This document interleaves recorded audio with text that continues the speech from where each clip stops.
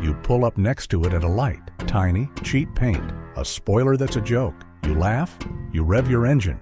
Green light, it's gone. Teleported gone. Truth is, the scariest cars in America aren't the biggest. They're not the loudest. Half of them don't even look fast. They're small, cheap, and built to humiliate you. One of these 9 beat a brand new Corvette to 60 for a fraction of the price. Today, 9 small cars you don't want to mess with. Number 1 started this entire obsession, and its story is the wildest one on this list. Let's go. Number 9, the Fiat 500 Abarth. Look at this thing. It's the size of a shopping cart. It's got a face like a cartoon character, round headlights, a grille that looks like it's smiling at you, and proportions so small it looks like a toy somebody left out in the rain. People see this car in a parking lot and think, cute. They see it parked next to an SUV and it practically disappears. They do not think threat. They think, that's what my niece drives to community college. But Fiat handed this little Italian jelly bean to a company called Abarth, the same tuning house that's been building giant killers since the 1950s, the same badge with the scorpion logo that racing enthusiasts have respected in Europe for generations. And Abarth did what Abarth does. They crammed a turbocharged 1.4-liter multi-air engine under that adorable hood, good for around 160 horsepower, in a car that weighs barely over 2,500 pounds soaking wet. Do the math on that power-to-weight ratio, and suddenly it's not so cute anymore. That's more horsepower per pound than plenty of cars twice its size. The Abarth 500 will hit 60 in about 6.5 seconds, which doesn't sound insane until you remember this car looks like it should be delivering pizza, not embarrassing your buddy's Mustang off the line at a red light. And it's not a one-trick straight-line car either. The short wheelbase, the stiffened suspension, and the quick steering rack make it dart through corners like a go-kart that got angry and enrolled in engineering school. It changes direction almost instantly, which makes it brutally effective in tight autocross courses and twisty back roads where bigger, heavier cars simply can't keep up. Owners describe it as the automotive version of a Chihuahua that thinks it's a pit bull, small, loud, and absolutely willing to throw hands. And honestly, that's the whole appeal. People buy this car specifically because they want to watch the look on someone's face when it refuses to lose. Number 8, the Mini Cooper SJCW GP. Speaking of small cars with a Napoleon complex, let's talk about the Mini John Cooper Works GP. Mini already had a reputation for punching above its weight ever since the brand relaunched in the early 2000s, but the GP editions are where things get genuinely dangerous and where the brand stopped playing around entirely. The second-generation GP, built in strictly limited numbers and never intended to be a volume seller, took the already quick Cooper S platform and turned everything up to a level regular Minis never see. We're talking a turbocharged 1.6-liter engine pushing over 215 horsepower, sent through the front wheels, with a stripped-down interior that had the rear seats deleted entirely just to shave weight off the car. On top of that, engineers bolted in a proper limited slip differential to keep all that power actually usable instead of just spinning uselessly and lighting up the front tires every time you got on the throttle. Here's the part that should scare you. This car set lap records at tracks like the Nürburgring for front-wheel drive cars, a record that stood for years, beating machines that cost 2 or 3 times as much and had twice the marketing budget behind them. It looks like something your aunt would drive to a farmer's market on a Saturday morning. It drives like it genuinely wants to fight your Porsche and doesn't much care about the outcome. Only a few thousand were ever made worldwide, which means if you see one on the road, you're not looking at a quirky city car with a fun paint job. You're looking at a homologated street weapon that Mini built for people who genuinely understood exactly what they were buying and were willing to pay a premium for the privilege. Quick side note, most car problems come from small things people overlook. I put together a simple longevity guide based on everything I've learned, and it walks you through exactly what to watch for. It's linked in the description below. Number 7. The Ford Fiesta ST. Now, the Fiesta ST isn't rare, and it isn't a limited edition, and it isn't some collector's item hiding in somebody's garage. That's actually what makes it so dangerous. It's everywhere. It's affordable. It was sold at basically every Ford dealership in America, and almost nobody respects it until it's already too late, and they're staring at its taillights. Ford took their cheapest little hatchback, the one built primarily to be practical and fuel-efficient, bolted in a turbocharged 1.6-liter engine, making around 197 horsepower, and then did the most important part. They tuned the chassis like they were building a race car, not a commuter appliance for getting groceries. The steering is sharp and full of feedback. The rear end rotates and actually communicates with the driver. It'll hang the tail out around a corner like a much more expensive, much more exotic car would. And it does all of this while getting better gas mileage than your truck gets in reverse gear. Car enthusiasts nickname this thing a giant killer for a very specific reason, and it's not just marketing talk. Take one to an autocross event or a track day, and you'll watch it embarrass BMWs, Audis, and Mustangs, driven by people who spent 5 times as much money and got a fraction of the smile per mile in return. Motoring journalists routinely rated it above cars costing double, simply because the fun factor was that much higher. It's proof, plain and simple, that a small car built with the right priorities from the ground up can humiliate cars that should, on paper, never even be in the same conversation. Number 6. The Chevrolet Cobalt SS, turbocharged. This one's personal for a lot of American gearheads because it's proof that even during GM's darkest, most badge-engineered, most forgettable era of building compact cars, somebody in a back office was still building something with a real soul, hidden in plain sight.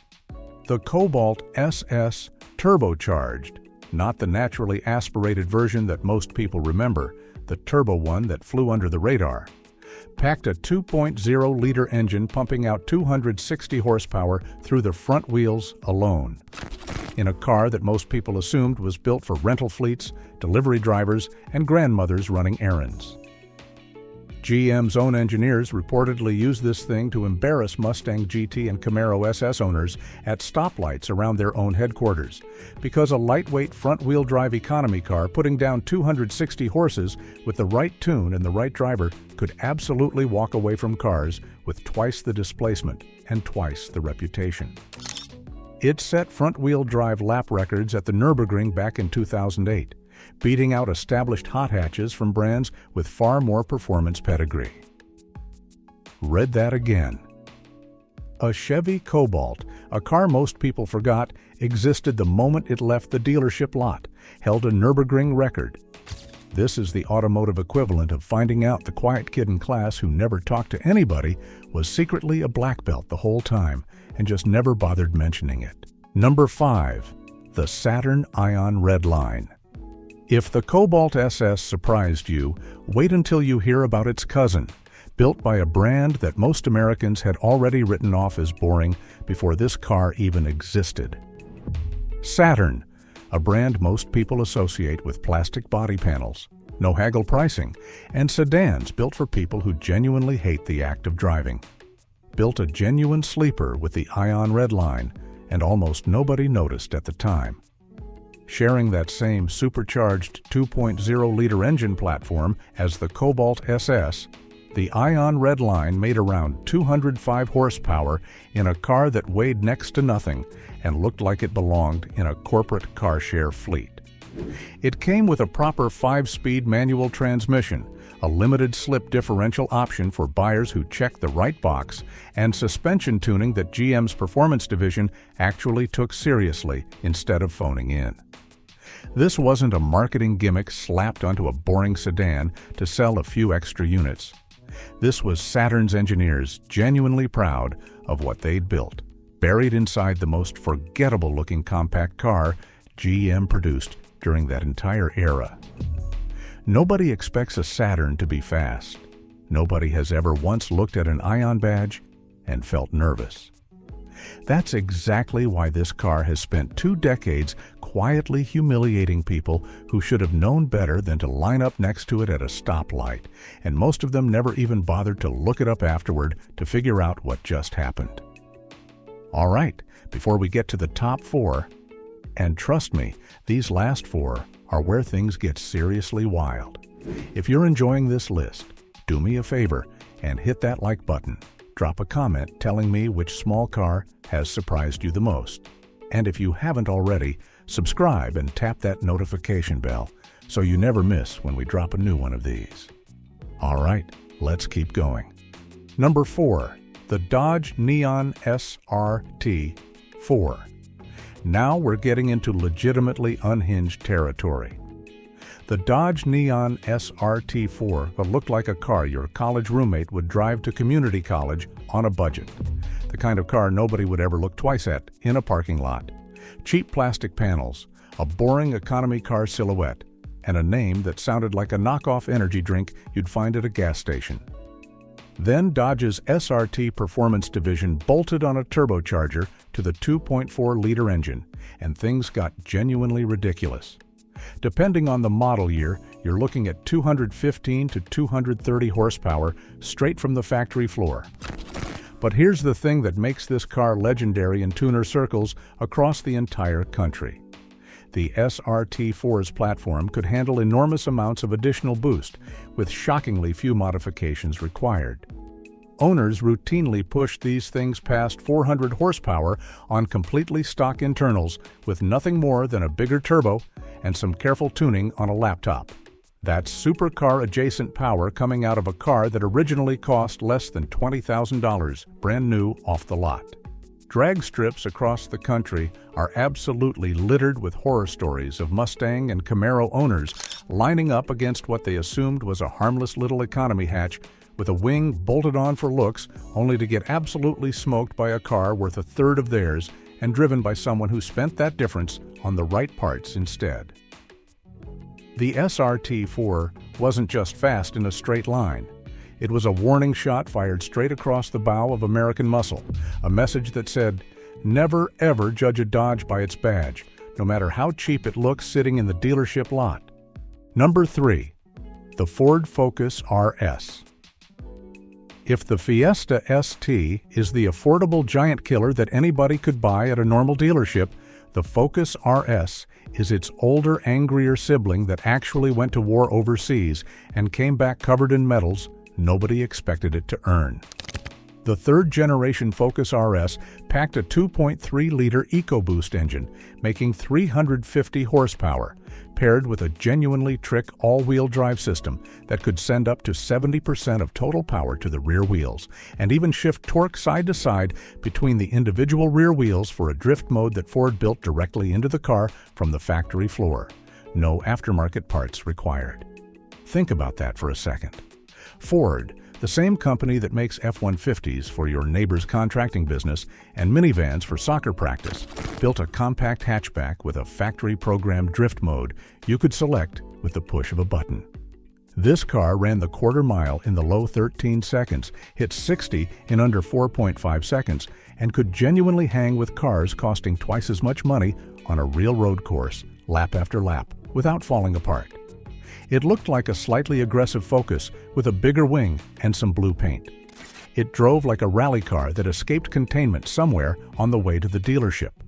Plenty of supercar owners, guys who'd spent 6 figures on their weekend toy, have gone home with genuinely bruised egos after getting shown up on a track by what they assumed was just a hatchback with a big wing bolted to the back. Number 2, the Toyota GR Corolla. Now, some of you are going to say, wait, that's not American. And sure, it's a Toyota, built with Japanese engineering and a Japanese badge on the trunk. But this car earned its spot on this list because of what it represents. The modern proof that this whole small car giant killer philosophy isn't dead and buried in the past. It's just evolving with the times, and American enthusiasts have absolutely embraced it as one of the single most respected performance bargains on the road today, regardless of what badge it wears. The GR Corolla takes what looks like your mom's reliable, unforgettable commuter car and stuffs in a turbocharged 3-cylinder engine. Yes, you heard that right, 3 cylinders, making around 300 horsepower, sent through a genuine all-wheel drive system borrowed directly from Toyota's World Rally program. This little 3-banger engine produces more horsepower per liter than some genuine exotic sports cars, costing 10 times as much. It sounds like nothing else currently on the road, a strange, aggressive growl that doesn't match anything else in the segment.